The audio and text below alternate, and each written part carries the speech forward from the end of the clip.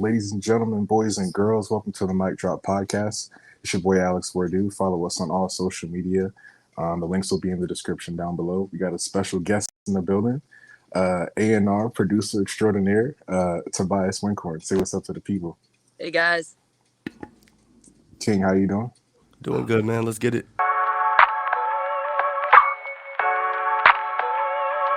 Tobias, tell us about where you're from, how you grew up, and what inspired you to be as passionate as you are about music. From the Bay Area, Berkeley, California, and I started life singing in bands. And for my 18th birthday, my folks got me a MPC 3000, and that became like, I never really played video games. That became my video game, like my hobby thing that I did for fun. Okay. And I just fell in love with like sound. I love any unusual sound that grabs your ear that feels surprising. That was always my obsession. Okay. And my beats were super weak, and they kind of still are. Like, I'm not really a producer like that. I can't do what most producers do. I'm terrible with drums. But I think I have a good knack for finding sound that feels sticky and different and surprising. Okay, so you kind of like the guy that finds the right samples, the right loops to use, stuff like that. Okay. I'm trying to be like every A-list producer's secret weapon. Okay. Behind the scenes. Very behind the scenes. Like, I'm not very public. I'm not really online that much. But hopefully the people that need to know me, they know who I am. So what did your first couple of beats sound like? Just Humpty Dumpty fucking bullshit. Okay. You couldn't even rap to them. They were terrible. Are you like more on like the pop side or like the hip hop side? A little bit of both these days. I don't come from the hip hop culture, but I am obsessed with the music. My era, the people that really inspired me were like Pharrell, Outkast, Timbaland. Okay. And it's sort of an earlier era of beats that were a little more adventurous sonically and a little more up tempo. Yeah. And I come from the Bay, so like the hyphy movement was a big thing there. Okay. And, so what was like the first beat that you made where you kind of realized like, hey, I might be actually nasty at this shit? Like, you know, I don't even remember. I know we had one beat with a classical guitar, and my co-producer Johnny picked it really slowly, and we figured out that if we double sped it up, like if we clicked it up an octave, it would speed up at the same time, and the picking would happen super fast and just be this flowing hypnotic thing under the beat. That was eye-opening, like manipulating sound to create something unusual and otherworldly. That's what like got me started. But then it took forever. The music industry is a labyrinth of bullshit. It took me forever to find my lane. Okay. I was making beats for sync. Like when you watch Keeping Up with the Kardashians, or at like Home and Garden TV network, you're hearing my early work in the background, like the music on the shows. And it's just a few years ago, I figured out I could take the part that I like doing best, which is getting the crazy sample together with no other production, and feed that up the ladder to the Timbalands of the world. I figured out I could do that and have a lane with that other people were occupying.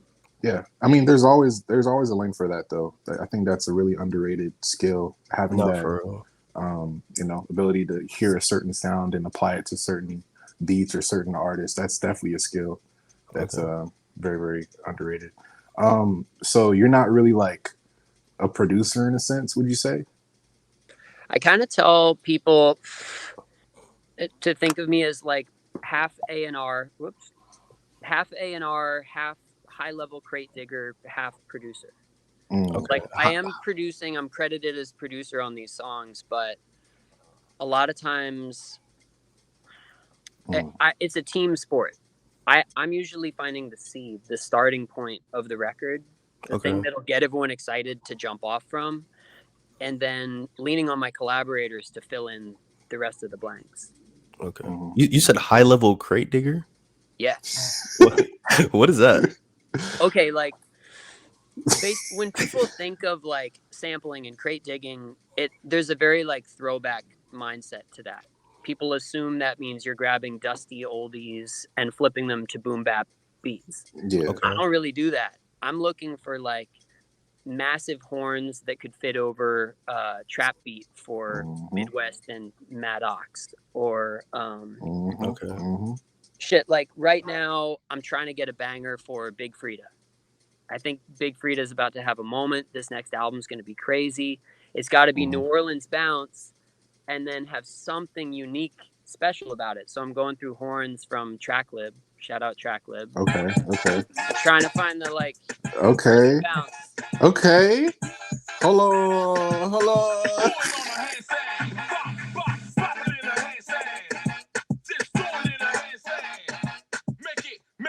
Make it. Bop.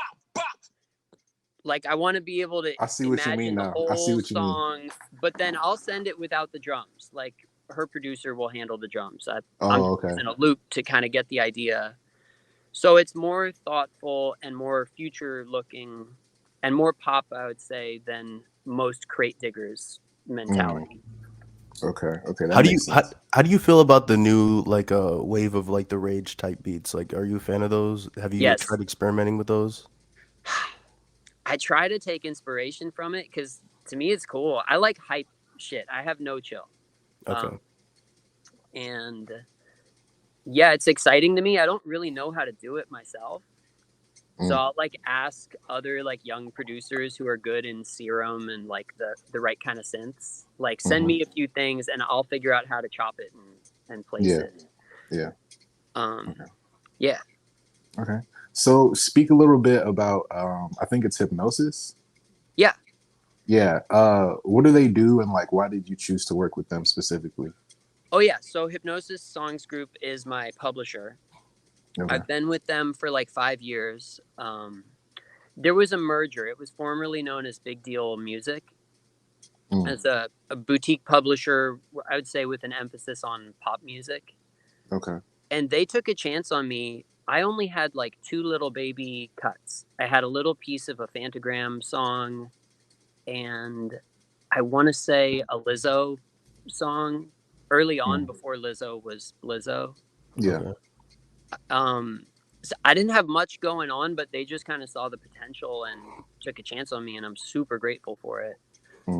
And then recently, formerly Big Deal Music, my publisher, they merged with Hypnosis Songs Group, which is like a song investment group where they buy all these copyrights. So they have like 30,000 songs that we control the publishing for. And it's given me access to this enormous cache of music for sampling, where I can sample music that's like within the family kind of thing. That's cool. Okay. Yeah. How are you able to get, because you mentioned earlier that you got some of your work on like TV shows like Keeping Up with the Kardashians. How were you able to get like those type of connections? Like was the process like of getting networked into that type of group? Dude, I was in the Bay at that time. There's not much industry in the Bay. I didn't know anyone else who was doing what I was doing. It was brutal. I had to do everything for myself.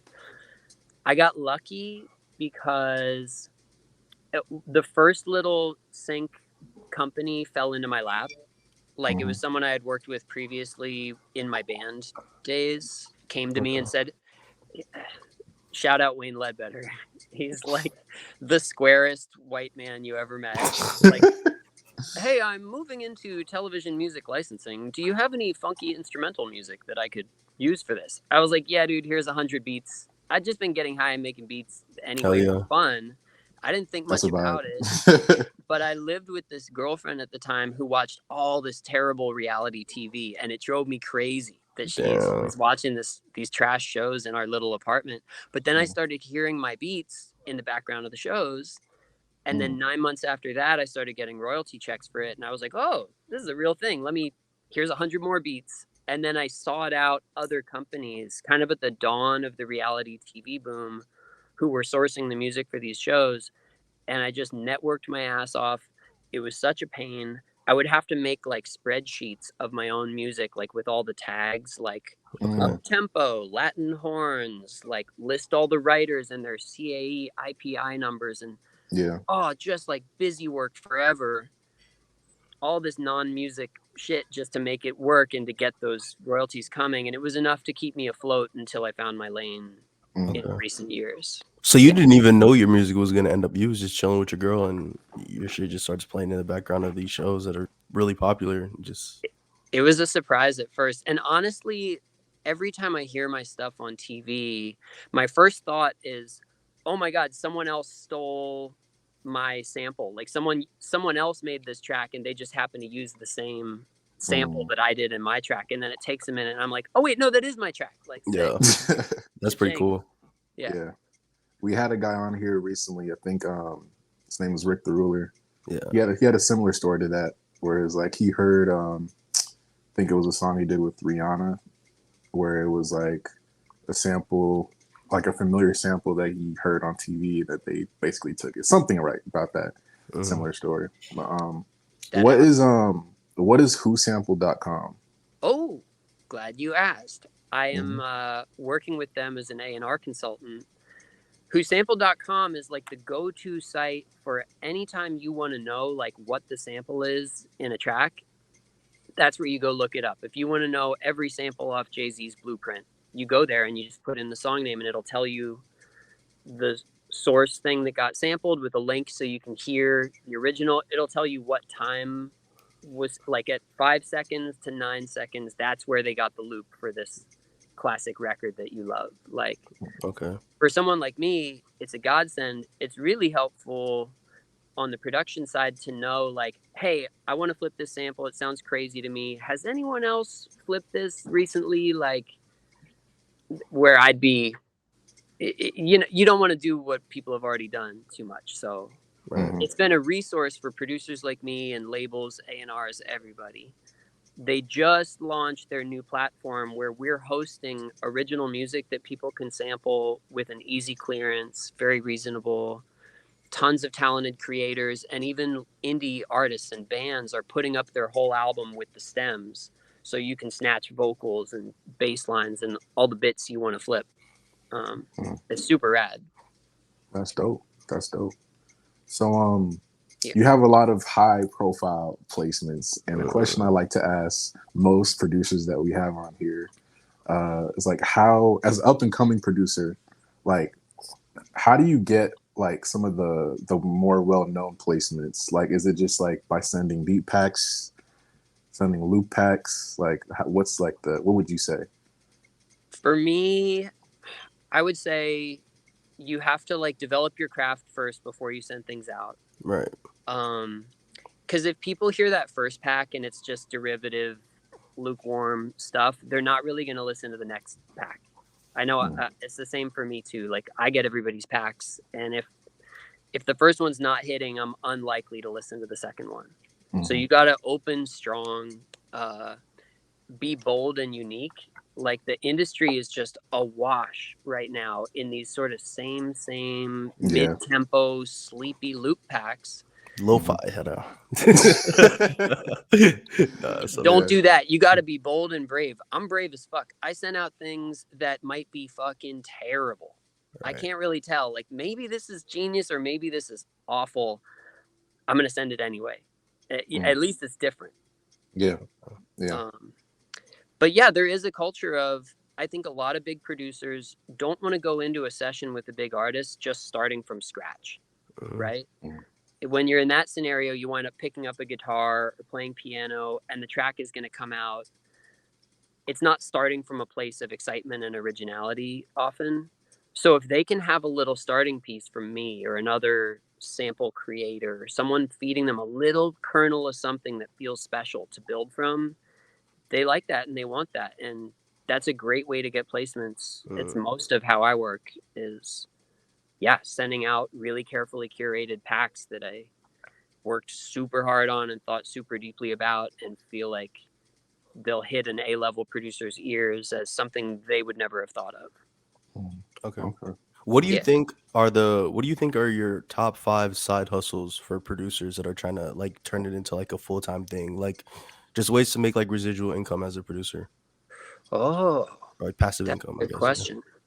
I'm not the expert because I've been so laser focused on what I'm doing right now for the last like 5 years. But,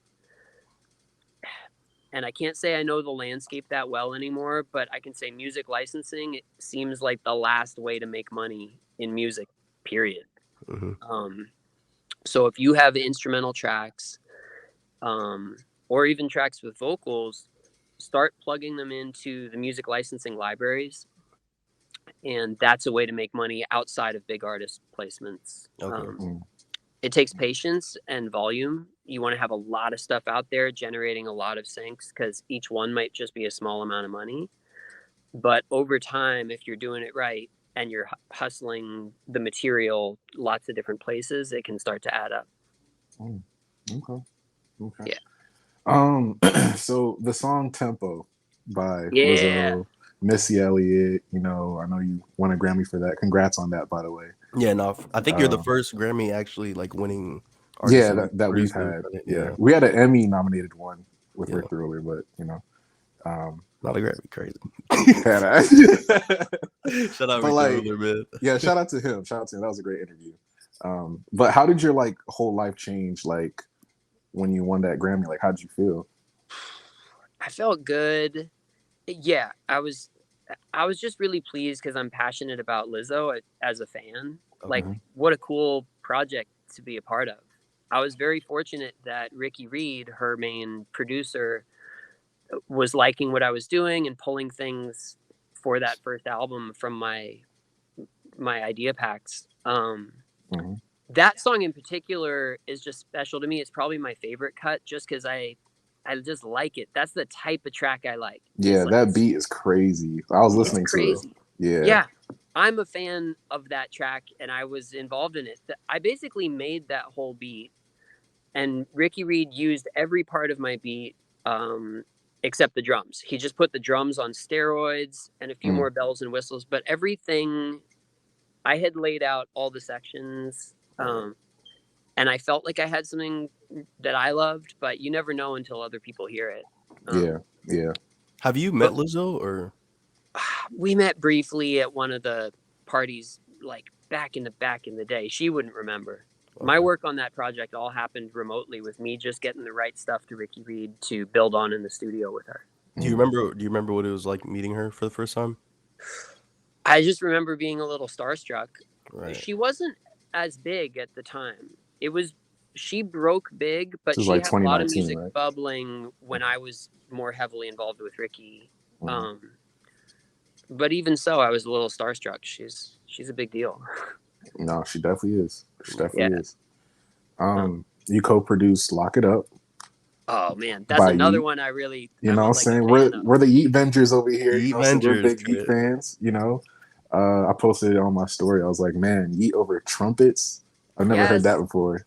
I saw that. That's crazy. That was all a surprise to me. My relationship is with Wincorn, who is a super, super talented artist, producer, young, fired up. I'm so just impressed with him. Shout out to him. And yeah, I had visited with him looking through trying to get him some sticky little things to work with. And I'd brought in those horns. So there's this 50s sort of Latin opera artist, Wyma Sumac. And he had mentioned that he had on his own found and flipped a Wyma Sumac sample and it had become like an Apple iPhone commercial, which is cha-ching, that's what you want, right? That's bank right there. I was like, oh shit, what you know about Wyma Sumac? That's my shit. About these horns. That's crazy. The horns are so nutty. It sounds like they're heralding the king's arrival. Medieval warfare shit. So I looped those horns, gave them to Ethan. He flipped the beat and then sent it back to me. And I kind of finessed his files and got it back to him. So it was all clean and just banging. Right. And I had no idea what was going to happen with it. But then he sought out all those rappers that made the cut. Man, that song's fire, bro. Thank you. Yeah, you named my two favorite tracks I have out, I think. Those are okay. I like that hype shit. Yeah. What about I Got a Shot? Oh yeah. Jack Harlow. That's a funny That one. was with Angel Lopez, but I wanted to know, like, in what capacity did you work on that? Because I think you were a co-producer, right? Yeah, this is like really inside baseball. There's like 10 of us on that record. Yeah, Angel is the homie. He's a brilliant genius producer. He did the whole Jack Harlow album, and during that process, I was constantly trying to feed ideas for Jack to Angel. None of my main things were working, but then he grabbed a couple of my little vocal samples and threaded them into a track that they had already created that they felt was just missing that little special something. And Angel told me, look, these little vocals, it's not a huge part of the record, but it's what's making us energized and excited about the song again after it's been sitting around for a year. So I kind of got lucky and got slotted into that song at the last minute along with everyone else that worked on it. That's dope. It's like that sometimes. There's a lot of randomness to this process. It's not always like that intentional. Things kind of float around and get smoothed here and reflip there. It's wild. What are some? Oh yeah. No, go ahead. I was gonna ask, like, what are some dream like collaborations or placements you would want to get, like, that are like something that you feel like is you want to achieve in the future? That's a great question. Yeah. Beyonce is my dream artist. All I want in the world is to have like just one Beyonce single. I could die happy. That would go crazy. That would go, yeah. And look, if anyone on her team is listening, I have crazy hard hitting shit for her. Right. Unique, like no one else would be bringing this stuff. But I don't really know who to go to for Beyonce. It's it's the apex of the apex. An exclusive club, right. Definitely. I guess but I also love Saucy Santana. What Trey Trax is doing with her. I'm really obsessed with what the ladies are doing. That hits my personal sweet spot. I feel like the men in rap are still stuck in this kind of like ballad trap, mid-tempo, low energy land. And then the women are owning it. They're doing these clubby tempo, sticky records. You could dance to it on TikTok. It's like fired up. That is my shit. So do you like Ice Spice? Fuck yeah. Yeah. I sent in a sample to her. That new snippet that she dropped is kind of heat though. No, the new snippet she did drop is fire. I'm not gonna lie. Yeah, that snippet was fire. I ain't gonna lie. She's getting better. They came to me with a crazy idea for a sample for Ice Spice. They were like, could you just flip this? I shouldn't even say what it is. Imagine the corniest record you ever have heard in your life. They wanted me to flip that record for Ice Spice. I was like, well, all right. This is not my proudest moment, but I'm going to give it a try and try to make it slap. Okay. I can imagine what it is. We're also big Lotto fans over here too. So I'm a huge Lotto fan. Huge man. Huge. Lotto, her album was Saweetie, dope. Megan, they're owning it. It's so exciting. Nah, it's pretty sick, man. It's definitely So I have a question for you. Do you think the men are ever going to catch up? Are they going to wake up to like the faster tempos and the more energized records, or are we just stuck in ballad trap land forever? I think this year has just been mid, like as far as like music. So, like even with Lil Baby's album, I didn't think it was the craziest thing in the world. Obviously it's gonna sell well, because the album, the label's gonna push that, but not really. I don't know why he didn't put Right On the album, but he put In a Minute, which was weird. But yeah, I don't think the men. I don't know. I think it's just like the usual three. Like J. Cole, Kendrick, and Drake, and then everyone else is just kind of like up in the air, really. But the women are definitely taking it. I think Lotto is like, her album was great. Yeah. I think the song Sunshine with Lil Wayne and Childish Gambino, that song is amazing. That beat is amazing. Even like Rhapsody is amazing. Yeah, but I don't know. It just depends who you ask and who we're talking about. Now, how did you guys like the latest Drake album, the up-tempo Drake? I actually liked it. I'm not gonna hold you. I liked it. Yeah, I like the album. Me too. People were shitting on it. I didn't understand that at all. I love when Drake goes like to the faster tempos, house music, Afro Yeah. pop, whatever. Like, But that's the thing, shit's like fire. that sound, like a lot of people that like the majority of people that listen to hip hop, that sound is kind of foreign to them, you know? So they're gonna have a Yes. hard time pretty much understanding it. Me personally, I've always been a fan of EDM, electronic music. So I mean, I Yeah. thought it was pretty cool, you know. People have been doing that to Drake's music for years, so like it wasn't really nothing new to me, but I really liked I it. thought Massive and Sticky were like the coolest fucking songs ever. Liability, you know, Text Go Green. I mean, Yeah, I just like the fact that he made an actual album that was out of the box. facts. Because most people would be like, "Oh, Drake is formulaic. It's the same thing. It's just different beats." It's like he made an entire conceptual album where it was just one. He stuck to one genre for the most part, which was Yeah. kind of the knock on him Except for for like the Jimmy last Briggs. 3 to 4 years. Yeah. Yeah, I was except just Jimmy so Briggs, surprised obviously. at the hate. Such a small-minded thing. Like, oh, he didn't make a classic rap album. He went for something unique, and man, it's killing. I'm I really think he excited will to, eventually. You know. Yeah. yeah. Yeah. I I've mean, he started has already. collaborating with So. the producer on his song "Massive." This guy Lion Richard, super talented Swedish dude. Very excited for what we're cooking up. Okay.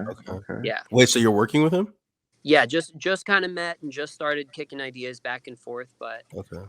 that's the kind of person that gets me excited to go to the studio every day. It's like I'm listening to what he's doing and what he's sending me, and it's so good. It makes me level up my own game. Okay. Thanks. Is it hard to get a like? Do you feel like if you wanted to get a Drake placement, you could?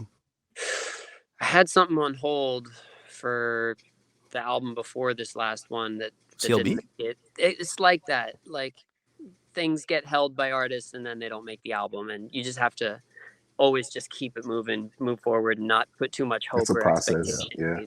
Placements. Yeah. I hope, producer homies, if someone's plugged in for Drake's next thing, hit me up. I'll send vibes all day. I'd love that. Facts. Yeah. Yeah, because I saw a tweet from Tory Lanez today talking about he was responding to this guy talking about like his album Sorry for What that came out I think a couple weeks ago. That he loved it, but the fact that it had like 7 to 8 writers kind of like threw him off. And you know, he was like yeah, he was like, when you see the word writers, it means the producers of the beat are listed as writers as well. It's not just like there's literally 7 to 8 writers. This conversation is so fucking ignorant and stupid. Like they have to list, if you have a sample in the track, maybe that sample you sampled some old 70s soul record, that song has 4 writers on it. Those 4 writers are credited on the new song. Plus, modern record production, it's not like back in the day in the boom bap years when it was just a break beat and a sample.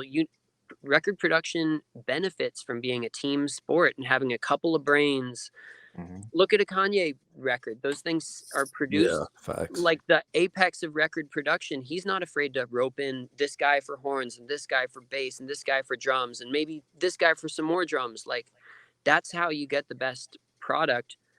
Who cares about soul credit or, I made this by myself? That's a weak behind the times mindset, and people complaining about too many credited people listed on songs. Like it's a good thing. It used to be that people didn't get credited. They didn't get listed. Like guys like me, even on my first few cuts, I'm the co-producer of those songs. Like I made all the music that you're hearing besides the drums, but I didn't have enough cachet and the industry hadn't quite moved to where a guy like me would be credited. And that's changed, and it's a good thing.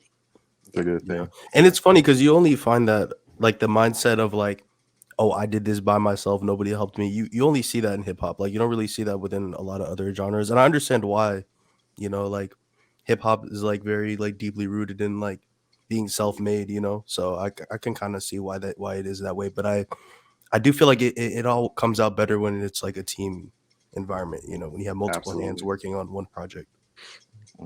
Yeah, I really agree. There's kind of a formula in hip hop right now of like loop makers and producers, right? And the producer is the guy who grabs a loop from a loop maker, usually someone who plays instruments, and creates something that feels like a sample, quote unquote. they send that to the producer who does the drums and the arrangement, cuts the artist on it. There's a bit of a formula with that, and I feel like everyone should be credited, and it's never a mistake to bring in more people if it makes the record better. Yeah, no, I agree. I agree with that too. So let's get to it. The song "Fortunate," you know what I'm saying? One of my favorite songs. One of my favorite songs off the Game album. You know, The Game, Ye, Dreezy, Chiller. Shout out to them. You know, co-produced by you and Timbaland. How did that all work itself out? I don't know too much about it. That was a big surprise. Neither Tim or I knew about the record until it came out and we saw our names on the credits. Like, I had people texting me congratulations, and I had no idea what they were talking about. Like, there was no notice. I think it was the last thing they recorded for the album, and I think that Tim texted the beat. I didn't even know he'd made the beat. I didn't even feel like it was one of my better loops. I forgot that I had sent it to him, but I guess he flipped a beat and texted it to somebody, maybe Ye, but I don't know. Someone walked in the room with that beat from Tim, and that's what they cut to, and it just happened out of the blue. Yeah. Just like that. Yeah, that's crazy. That's crazy how it works. So, like, for every one of those, there's like 10 things where, like, yo, this huge artist is stoked on this record and they're holding it, and then it never comes out. There's a lot of heartache, and then every once in a while you get lucky. Yeah. I think another misconception is, like, most casual music fans, they kind of assume that when you get a big placement like that you're, like, heavily involved in the process of it. And, like, you're, like, in the studio with them when they're making it, not knowing that some of the producers, it's, you know, just send a quick file, and, you know, sometimes they might even, like your case, like, you didn't even know, like, he had made the beat, you know. That was low-key, like, a misconception I had before I started doing this podcast and, like, meeting a bunch of producers. Like, I thought, like, a lot of the producers were, like, heavily involved, but that seems not to be the case. But and some are. The sending like, of files game is a real thing. It's something that I've, like, been trying to master for years, like how to effectively send material in remotely and get it placed. But I do go into sessions. I always appreciate it when the producer brings me in, and those guys that bring me in, they get my best stuff. People that'll take the time and have me meet the artist, and they're on the spot with the sampler, feeding them ideas and having some say over the taste of the sonics of the record. Those are the people that get my best, and I really appreciate when producers look at me like that and not just as someone to just send them a pack remotely. Yeah. Do you feel like your job within creating a song is, like, undervalued in today's, like, kind of age of, like, people that make music? It can be, and it's just like a psychological thing where I sweated and slaved over the loop that I sent for like 5 hours, like taking some out of time old sample, chopping it into perfect time, laying it against drums, making sure the bounce was right, trying out additional sonics. Like, I slave and torture myself and struggle out this fucking music. The producer just gets a file. I think they assume it just because it came to them fully formed. They don't realize just how much sweat went into it. I spent 5 hours on that loop so that you could spend 5 minutes on the beat. But because it just came to them fully formed, they didn't see the work that went into it. It can be easy to undervalue what I've contributed to the record. My rule of thumb is, like, look, take the song you just made, mute my contribution. If what you're hearing, if the whole record just disappeared, I am your credited equal MFN co-producer of the song. Right? If you mute what I provided and the record goes away, yeah, you treat me equally. But then also sometimes feel free to use, like, my vocals on that Jack Harlow song. I was just a little part of a bigger canvas they painted on, and that's totally okay too. I'm like, I try to just be easygoing and positive about however people want to use my stuff. Just use it, like, have fun, and that's dope. Not complaining about being undervalued, but it happens a bit. I mean, you can't complain when you winning Grammys and shit. Yeah, man. facts. You know what I'm saying? Yeah. Crazy. Yeah. So like, what do you have planned for the future? And like, where do you see yourself maybe like 2 to 3 years from now? Oh, well, I definitely am. I'm a salaried A&R. I've worked as an A&R at a few places, and I see myself doing a little more of that as I get older. Um, I'd love to be spending half my time as an A&R and half my time in the studio producing music. Right now, it's like 90% of the time I'm in the studio, and 10% of the time I'm able to take these outside A&R gigs. But I have a good ear, like, Yeah, you definitely do. and the right person will put me on the payroll for my ear, and I'm a hard worker. Like, they should want me on their payroll. Okay. Yeah. What also we never asked, what softwares do you use to like make your loops? Oh yeah. I like Machine just to get things started. Like, wait, can I flip my camera around? Yeah. I'm in my studio. I could show you. Okay, wait. So we got Machine here. Right. And I like that because I started on the MPC, and so like a sampler with pads, and it's very tactile. I can like hit buttons and very quickly hear what I'm doing. I get things started on Machine. Shout out Brian at Native Instruments. They've been really good to me. But then I have to get things into Ableton to properly like arrange and mix and do all the things that a DAW can really do. Okay. I was on Pro Tools forever, and Pro Tools is not really designed for beat makers. Yeah. I would go in sessions with people, and over and over and over again, they would be like, you should be in Ableton. And I was like, it's too hard to learn new things. I have like severe ADD. There's no way I could learn a new DAW. But eventually enough people said it to me over and over and over again that it finally got through, and I sucked it up and learned Ableton. Have you ever used Logic before? No, but Logic is fire. All the DAWs have their strengths. Fruity Loops is fire. They're just what you do with it and the creativity you apply. Definitely. No, yeah. What about you guys? What do you work on? Well, I'm a musician. I usually go through my engineer. He usually mixes everything. I usually go to Platis for the most part with most of my mixes. I have a single coming out with a few notable people. I'll tell you. Okay. But hey, head ass. But that's yeah, I've kind of been focusing on just doing me for right now, but I'm definitely planning on dropping a single sometime this year and maybe my EP sometime early next year. Nice. King, are you on the production side at all? Or are you making beats or? So I was making beats, but I don't make beats anymore. But back when I was messing with. Yeah, I used to fuck with FL, bro. This was like last year. Yeah. What? Yeah, I was cooking on FL, bro. I'm telling you. That's crazy. That's crazy. But no, I don't really make beats no more. I've been on other shit. So yeah. Murder Beats is on FL, and I think with FL you can't do it on a Mac, or maybe they've changed it now. But like most FL guys are stuck on a PC. So you can't like text them a file because they don't have iMessage on their computer because they're on a PC. So like most people in rap, they're texting files around, but with the FL guys, you have to actually email them. Oh, okay.